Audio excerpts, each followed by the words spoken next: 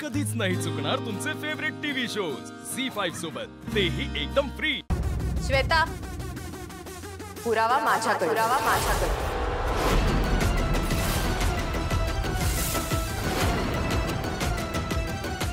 दाखवते।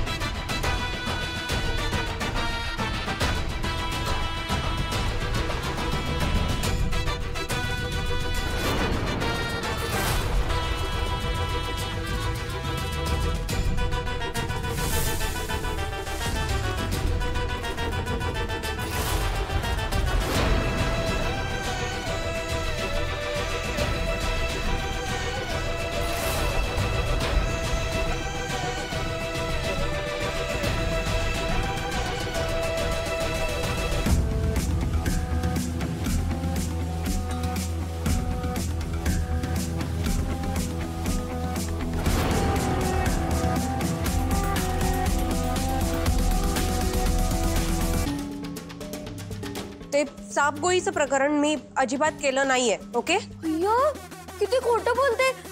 वहिनी हिनेच सांगितलं होतं ना आपल्याला धुपाच्या जागी सापगोळ्या हिने ठेवल्या। तू खोटं का बोलतेयस? आम्हाला हे सगळं माहित होतं सरस्वती।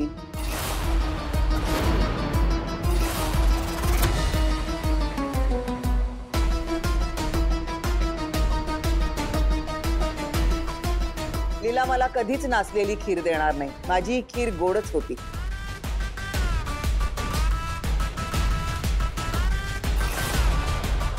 पण या घरामध्ये एक चोर होता, तो हे सगळं करत होता, त्याला पकडायचं होतं।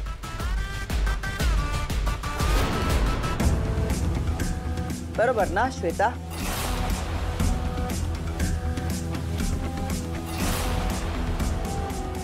लीलाला ज्या वेळेला मी खीर बनवायची परवानगी दिली ना, त्याच वेळेला माझी खात्री पटली होती, ही जाणार, लीला जे काही काम करतेय त्याच्यामध्ये मिठाचा खडा टाकणार आणि लीलाची मज्जा बघत बसणार।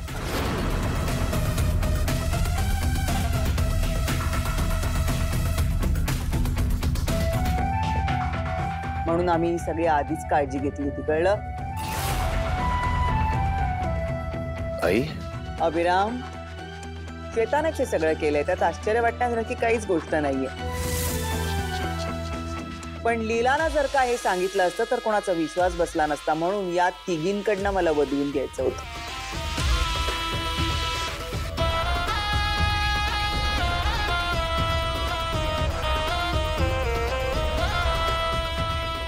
अभिराम, म्हणून आम्हाला हा सगळा खटाटोप करावा लागला।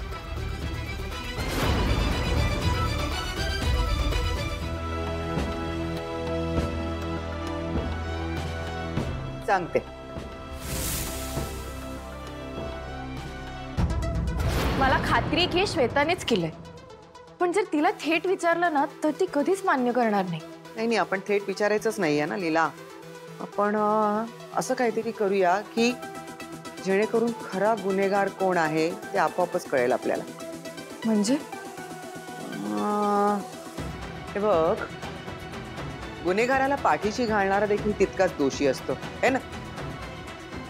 मग आपण पाठीशी घालणाऱ्यांनाच त्या गुन्ह्याची झळ पोहोचूया, म्हणजे सत्य काय आहे ते बाहेर येईल आणि खरा गुन्हेगारही आपल्याला कळेल।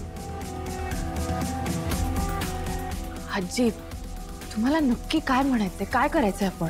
मी विचार करते काय, मला पण तू एक काम कर, तू किचन मध्ये जा आणि कॉफीसाठी पाणी गरम करत ठेव, मी आलेच तिकडे। आजी, कॉफी? तू जा तर खरं, बघते ना, पुढचं पुढे बघूया आपण। जा जा जा। बरं बरं, ठीक।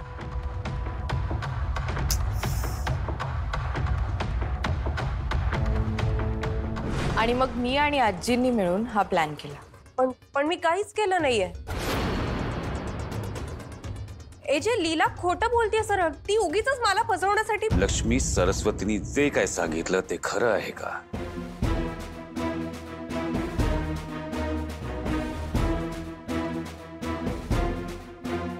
श्वेता मुद्दामून लीलाला त्रास देत होती हे तुला माहिती होतं?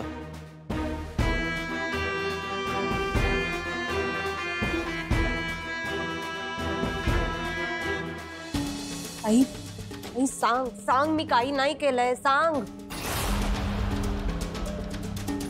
आई, एजे मी खरं सांगते तुम्हाला.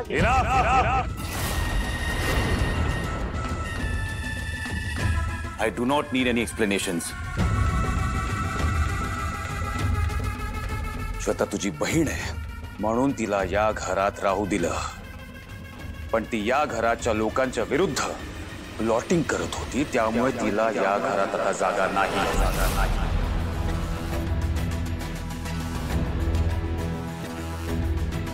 तिला बाहेरचा रस्ता दाखव आणि तिला या घरातनं बाहेर जायला सांग. Out now.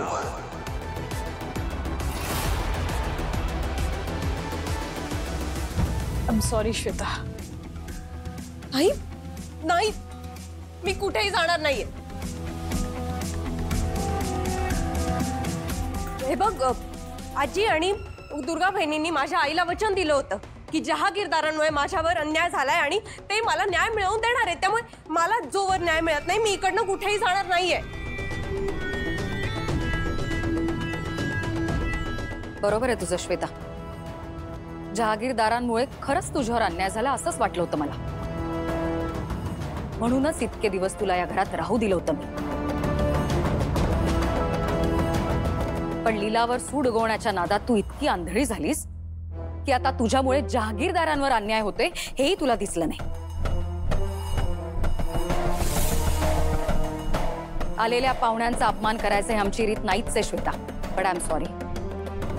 लक्ष्मी, तुला हिला घराबाहेर काढावंच लागेल.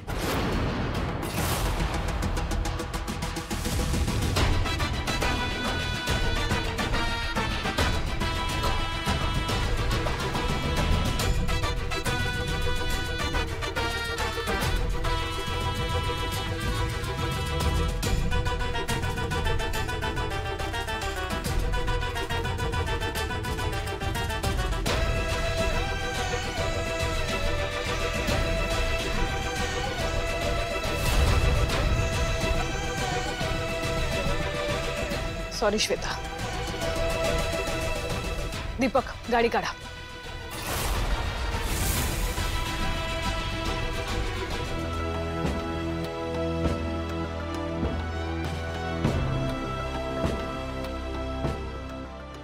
ही लीला वाटते तेवढी साधी नाहीये. बरोबर माझ्या प्रत्येक माणसाचा पत्ता कट करत चालली आहे.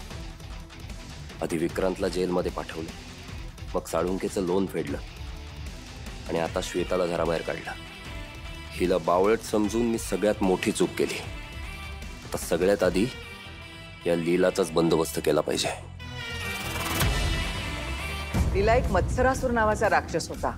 तो असाच देवांचा मत्सर करायचा, त्यांना त्रास द्यायचा. तेव्हा गणपतीनं वक्रतुंड अवतार घेतला आणि त्या मत्सरासुराचा नाश केला. असंच असतं, इतरांचा जे मत्सर करतात ना त्यांचा शेवट हा असाच होतो.